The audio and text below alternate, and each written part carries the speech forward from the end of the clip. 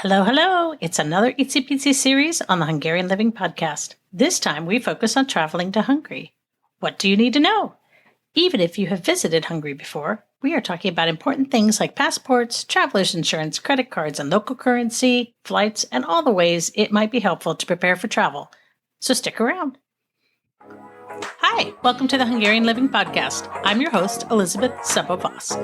We're on a mission to help you maintain a meaningful connection to Hungarian heritage in a variety of ways.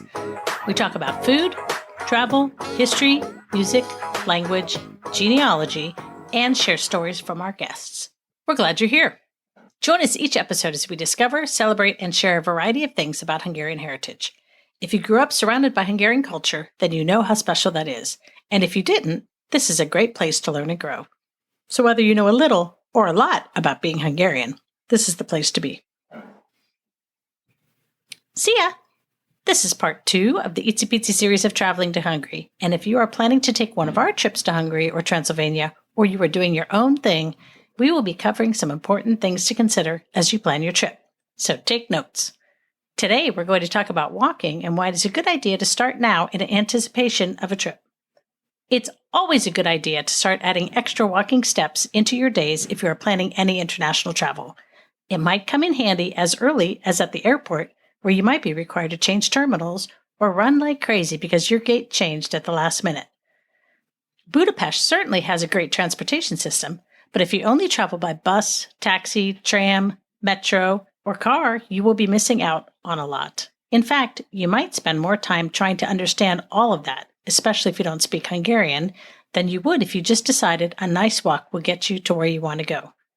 I love every form of travel, and there are certainly benefits to each, but there are some hidden gems in places where you have to walk. Of course, you should check in with your doctor first, but most people can add more walking into their day, and their doctor won't mind at all. In fact, if you can start taking the stairs more often, that will come in handy too. There are not necessarily elevators in every building that you might end up visiting.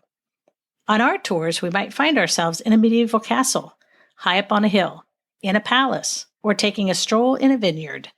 Cobblestone streets are fairly commonplace and certainly add to the charm of Hungary, but they make walking a little trickier.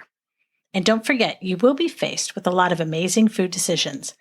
Planning to do a little extra walking will help offset your calorie intake, if you know what I mean. Are you planning to travel with a buddy? Don't forget to talk to them about adding more movement into their everyday.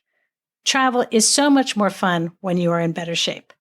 And if your buddy lives near you, you could start walking together. Would you like more information on our upcoming Zoom chat about our tours? It's free and there's no obligation to sign up for a tour.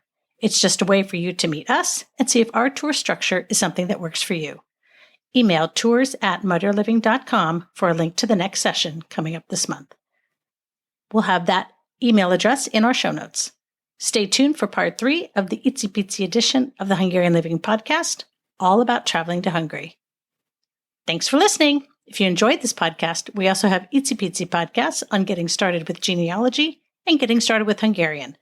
Be sure to check them out wherever you listen to podcasts.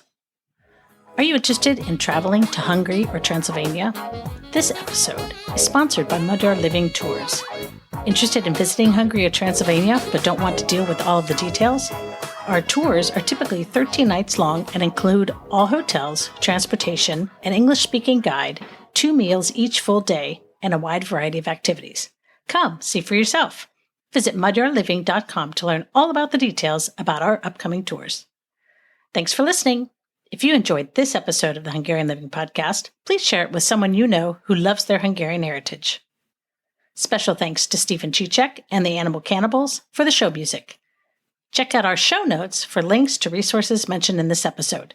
If you have a question or comment, we'd love to hear from you at podcast@hungarianliving.com.